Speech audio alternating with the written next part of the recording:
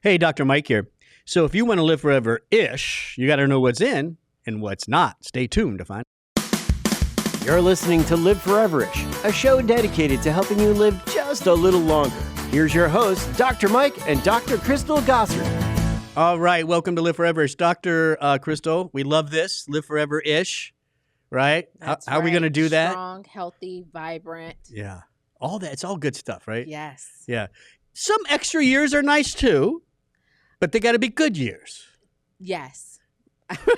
Absolutely. Good. They have to. You want them to be good years where your brain's functioning, your joints moving. Yeah. So we're going to talk about 3 ins. Thank you. And you're welcome. And 1 out. The 3 ins, that's what you want. Right. You want to do these things, take these things, da da da da da. But the last one is what we want to avoid, because that's not going to help us be strong and vibrant for many years. So let's get down with number 1. This is the first in, and I'm excited to see it, chia seeds. Yes. Do you make any type of recipes with chia? I add them right on my salads. Oh. Yeah. And I like flax and chia. Like I even make a little mix.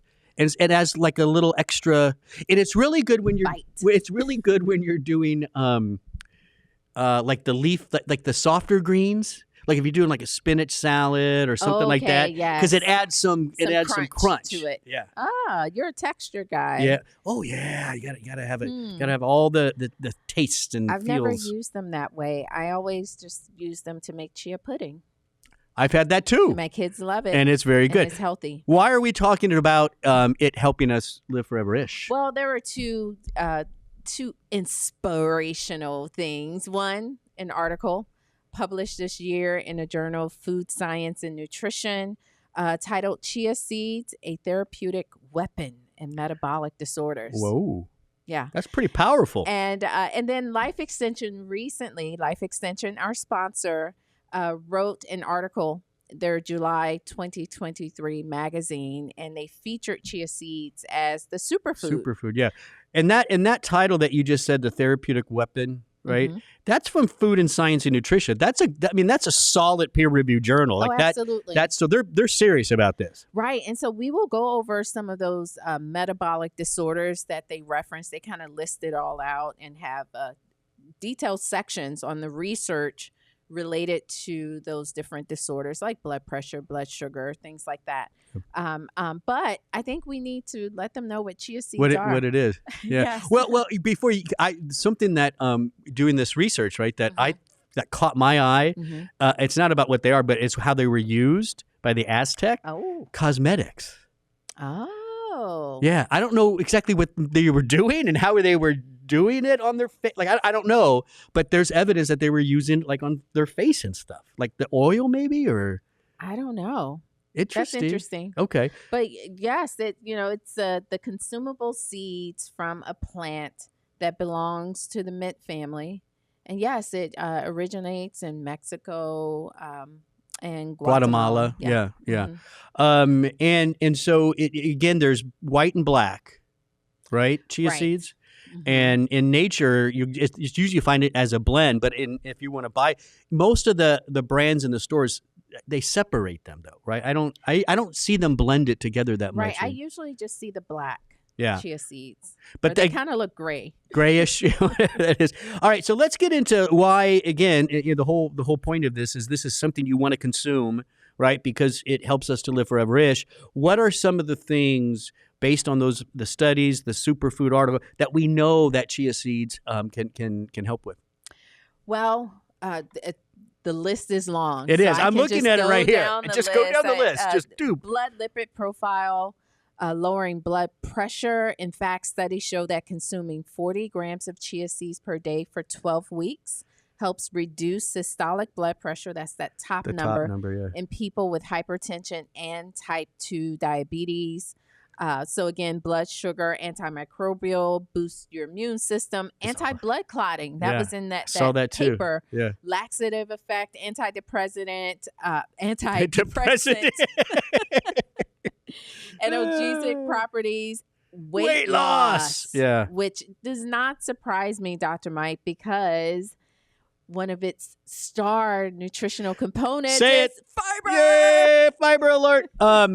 Hey, I wonder too, though. I can't remember where I read this. It was like a review of different nutrients that affect some of the fullness hormones. Yes. And I think I saw chia seeds on that it's not just the fiber, that it's affecting the hormones that tell you you've had enough. Right. So there's a hormonal effect.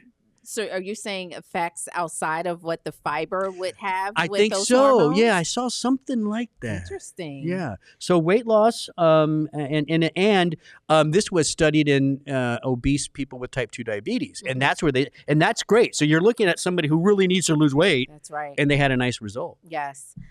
Just to give some highlights of the nutritional profile, 1 ounce or just 2 tablespoons. And that's about the amount that I use when I make my chia pudding, 2 tablespoons.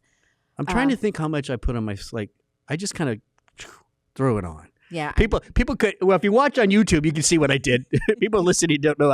I threw chia seeds on my bowl. Yes, but you have to be careful because they form kind of like a gel. That's why they're great with making the puddings. You put them in with almond milk or regular milk or whatever you would like to use, and then they start kind of swelling and absorbing that liquid and forming a nice pudding. Yeah.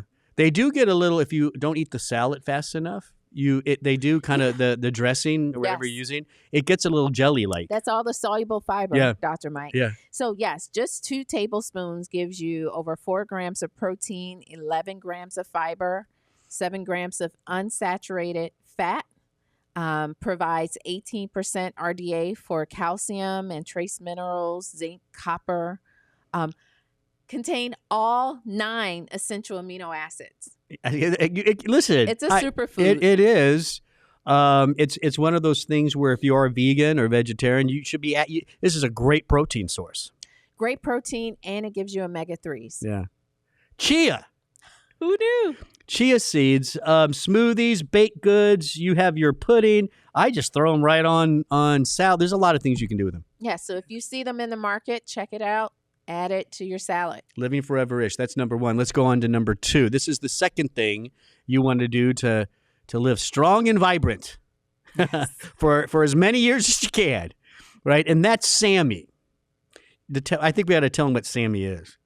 Yes. I think most people probably heard of it. No, I don't know. All right. Maybe our loyal Live Forever-ish they probably listeners, do. They're pretty savvy. You're savvy out there, but I think it's worth an explanation. It's S-adenosyl methionine. So we just look at that root word methionine, which is an amino acid. Again, one of the amino acids building blocks for proteins, and it's compound found naturally in the body, and it's pretty important. Yeah. It's the S. It's sulfur containing, right? Yes. Yeah, we've talked about this and the importance of sulfur containing. At the end of the day, sulfur containing compounds are good for you. It's just why the cruciferous vegetables are so good. Yes, very true. Right? Mm-hmm. And it's those sulfur compounds that play a big role in how the DNA is your genes, right, are regulated, turning on and off, right? Because there's these methyl groups, right, that come from the SAMe. Right. Yes. It's a pretty complex topic, Dr. Mike, but I think we can simplify it just to explain that there are chemical processes that occur in the body, and these processes are involved with the production of neurotransmitters, with helping the liver to detox, making cysteine, NAC, is produced in this pathway. And what kind of keeps that pathway moving is the transfer of these methyl groups. The methyl groups, right? And the methyl groups, it's just carbon and hydrogen, and it's being transferred, and it's just keeping the process going. And what that process, and when you start looking at the DNA and its genes, it also helps to turn on and off genes. Yeah. Right. And that's we call that methylation. Right. Right. Adding the methyl groups. Yeah, and when you do that, it's very important to have good methylation, because a lot of that methylation happens and turns off genes that are related to overgrowth, right? cancer, basically. Yes. And so when you lose methylation as you get older, you're allowing some of those genes that you don't want that promote more division, more cycle, more cell growth, and that's not good. So methylation is really important, especially as we age. Yes, and so SAMe is our primary methyl donor. Yeah. To deliver those that carbon and that hydrogen to keep to turn those genes off that we don't want turned on. Yeah. And so if we don't have enough, then the body can't methylate properly, and then that translates to health concerns. Yeah, well, conditions. it's been a low level of methylation, as I mentioned, cancers, Alzheimer's. And the reason we're talking about it here is it's linked to longevity.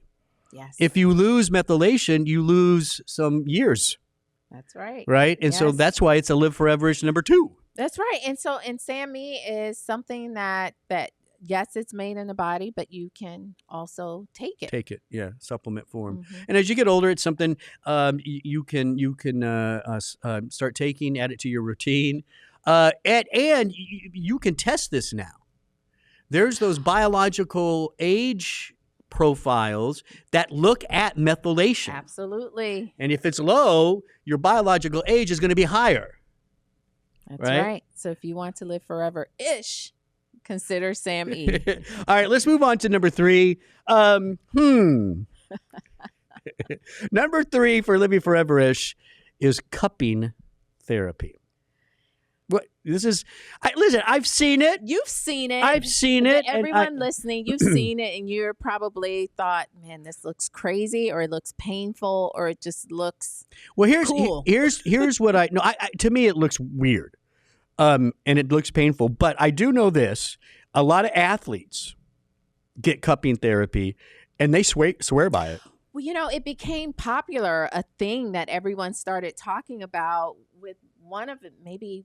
One of the Olympics, Michael Phelps. And I think they showed him on TV. They showed him doing it, and then now you're seeing it all over your social media timeline, and every practitioner now is trying to offer it in their practice. And so when people are cupping, it's usually done for inflammatory conditions, sore muscles, those kind of things, pain, chronic back pain. And it turns out, unless you found something, we don't really know exactly how it's providing that relief. We know it has something to do with drawing up some of that fluid, that kind of stuff. But no one's really perfectly laid this out of what's going on, right? Right. Yes. We still don't know. There are theories. Yeah. On that's the fine. mechanisms. That theories are great, Just and those need to be tested. To maybe add more blood flow to a particular area that will help the immune system come to that area and support the healing in that space. Yeah. I don't know. It's definitely interesting. I've heard too that when you cup and it pulls those layers up, you can pull some of the cartilage up, and it might actually involve a little bit of damage, which then activates healing. It activates more blood flow to that area. Yeah. It's the same thing when people do that to their joints. You can add a little stress to the joint to increase its flexibility and mobility. Right. And then there's also, we've kind of talked about the different types of the massage therapy, and the massage therapy that's really getting down into the lower. Ooh, that's the stuff you like. That's what you like. I don't know. I don't like it that much. It's a necessary evil, but really those deep myofascial massages where you are forcing that muscle to kind of loosen up. Yeah. Forcefully. Clearing that skunk out and stuff like that. And so cupping potentially can help with that as well. There are a couple of types. Right now, we're just talking about the regular old cupping where you just put the cup and use the suction. That's dry cupping. That's the dry cupping. Now, if you were to Google this, there is also a wet cupping. So just prepare yourself. If you go to YouTube. No, I'm intrigued. Start searching it. I'm gonna. Where the wet cupping, which is very popular, they puncture the skin. So do little punctures. And so when you're cupping, that suction is now pulling the blood out, and there's blood pooling in the cup. It's you have to be prepared to know what you're going to be viewing. Dry cupping's the one that's been around for a long time, right? Is this wet? No, it's No, the It's wet, wet? is more of what you see historically used. Oh my gosh, I didn't know that. And that's where when you start looking at the research, it gets kind of, you don't really know exactly when they're saying the benefits, if they're referring specifically to the wet version. Okay. Or because the wet version seems to be like the real cupping. The real cupping. Well, this dry version that we're trying to do. Yeah, but we have some research, like for instance, chronic back pain. This is dry cupping, right? 5 sessions of cupping therapy with 3 to 4 day intervals between the sessions, and with cups applied to the skin for around 8 minutes, achieves significant effects in reducing overall pain. Yeah. That's dry cupping. So there is some benefit. You're going to do the wet one, aren't you? No, from what I've. Are you going to try? Have you done dry? I've never tried dry cupping. I've always been intrigued, and so maybe I would try dry cupping, but not the wet cupping. Okay. Some contraindications: cancer, organ failure, hemophilia, obviously blood disorders. You just got to pacemaker. Talk to your doctor. Don't make sure you get clear to do it. All right. So that's our 3 ins for living forever-ish. I don't think I'm ever going to try that. All right. So let's get into what we don't want. These are the things, right, that inhibit us from living longer, forever-ish. Stronger, energetic, vibrant. And today we wanted to talk about outdoor and indoor air pollution. Yeah, specifically the indoor, but I wanted to put the outdoor because, man, what people are dealing with now, my father-in-law texted us this morning. The fires, is that what you mean? Yeah, he's in Ohio, and he said this morning was worse than yesterday. I mean, just foggy. Chicago 2 days ago was the most polluted city in the world, like beating some of the cities in India. Oh my goodness. Yeah, from all that smoke. But now, thank God that's transient, right? I mean, it gets a little bit better. I've always felt that indoor air, though, because here's the thing about indoor air: it can be just as bad, if not worse. But I can do something about the indoor air. You can. And the indoor air, I think it's worse because we spend most of our times indoors. People spend like 80-90% of their time indoors. I got my couch. I got my Food Channel on. Charlie next to well, you better have your HEPA filter as well. I do have a good filter. I do, because I have pets. I have dogs, so I have fancy filters for my AC and stuff like that. Yeah, but the EPA studies of human exposure to air pollutants indicate indoor levels of pollutants may be 2 to 5 times, sometimes worst case scenario 100 times higher than outdoor levels. I have no problem believing that. Right? I really don't. So you think about the people who this impacts most. The people who they're not mobile. They can't get outside. The elderly, people who are chronically ill. I know, and those are the people that need clean air, right? I mean, they're already at risk and stuff. So number one, we have indoor air offenders. Well, we do have some offenders, but really we're just focusing in on the top indoor air offender. Okay, which is combustion appliances, gas stoves. That's it. Ovens, of course, furnaces, water heaters, but it's really the gas ranges is the focus. Yeah, and it's one thing to have a bunch of gas, because I know chefs prefer gas, right? But when you look at their kitchens, you look at their restaurants, they have like massive hoods that are constantly it's just a different environment if you don't have that kind of stuff at your house, right? So everybody has a hood, a little vent one, but it's not the industrial ones at the restaurants use. Right. So it is an issue. And didn't you tell me, I can't remember how long ago this is, we've done so many episodes, you had said even if the gas stove is off, it's still emitting some stuff. Yeah, yes, more than a third of Americans cook with gas. In a 2022 study, this is when we talked about it. Was that long ago? Yeah, well, a year ago. Okay. Found that most methane emissions occurred when the stove was turned off. See, now you got to wonder, is there leaking? Like what's going on? That's one of our tips that we'll talk about, is just make sure you service your stoves. You're supposed to have people come out and service them. Yeah, and people probably don't do that.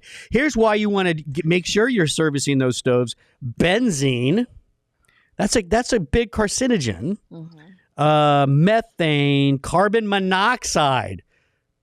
That kill you.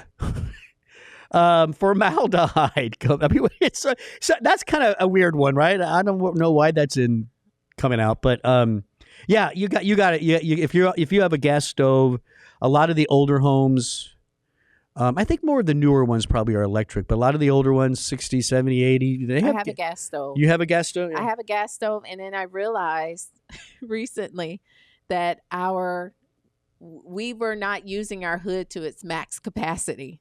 See? We realized it could actually go higher with the sucking capabilities. So yeah, check that out too. If you have a hood, make sure you use it. We use it on max power. We can't hear each other and we're in the kitchen. We don't care anymore. Yes. We turn it on, and we turn it on not just when we're using the stove top, when we're baking, when we're using the oven, we have to remember to also turn it on. So that's something to do. So get and again, this was the 2023 study in environmental science and technology. That's hot off the press. Yeah. A meta-analysis of 41 studies on gas stoves and childhood respiratory health concluded that children who live in homes with gas stoves had a 24% higher risk of lifetime asthma and a 42% increased risk of having asthma currently. That's scary. That's some high stuff. But especially when you start thinking about our babies, our children. 12%, I just read this, 12% of childhood asthma from that same study in the U.S. is attributable to gas stoves. Yeah. You going to change yours to electric? Let that sink in. But it is, people do love to cook on gas stoves. But I don't think you need to change your gas stove. Service it, get a good hood. That's it. Open up the window. Open up the windows. And use the exhaust fan and make sure everything is just maintained and in good condition. Yeah. And it's not just open your windows when you're cooking, right? It's suggested for 30 minutes a day or something. Open up the windows around the kitchen. Absolutely. Just let it vent a lot. Clean the filters. Get HEPA filters, critical. We have them in every room. Yeah. But we're the extreme family. Yeah, you guys are, but that's good. That's good. I love this. Get a bunch of plants. Yes. Household plants. It makes you happy to see all the greenery. It gives you can care for the plants and they are giving you great clean air. It is. I'll tell you something. A few houseplants here and there can change a room. It really can. Yeah. The look and everything. Yeah, that's good stuff. Yes. What about radon? Isn't that something too that if you have gas stoves, you probably need to test your home once in a while? Right. Well, I think you should just in general. So it's not just gas stoves; right. It's just in general. Okay. And that's a lung cancer causer. So so there you go. Yeah. What's out? Bad indoor air. Take care of that gas stove. Right? And you have to. And one thing we have to remember, especially here in South Florida, Dr. Mike, it's more of a problem. The way we're building buildings and homes now with like the impact windows and everything, we are sealing ourselves in. It's a good thing, but it's really not good when related to indoor air. Yeah. Yeah, so, you could make the argument that back in when we were 10,000 years whatever, our shelters were open air. Yes. Right. And I mean, we're not going to do that now. I kind of like my roof, but I open up the windows even when it's hot, just for a few. Just get some fresh air moving in and out. So there you go. 3 ins: chia seed. Then we had Sammy, and then we had dry cupping, and of course the out is bad indoor air. You want to clean that up. Dr. Crystal, thanks for joining me. Our sponsor, Life Extension, is offering our listeners a 10% discount. All you got to do is go to lifeextension.com, buy whatever you want to buy, and then at the cart, just put in podcast. Right? It'll tell you. It'll ask for that. Just put in podcast, and you get 10% off your entire order. Don't forget at liveforeverish.com, we have a lot of podcasts. You can go there and like and share and, of course, comment. We love to hear some things, and you can subscribe so you never miss a show, right? The 1-2 punch at liveforeverish.com is email, so you get a newsletter from our sponsor, and then subscribe to our podcast. That's liveforeverish.com. I'm Dr. Mike. Thanks for listening. You're listening to Live Foreverish, a show dedicated to helping you live just a little longer. Here's your hosts, Dr. Mike and Dr. Crystal Gossard.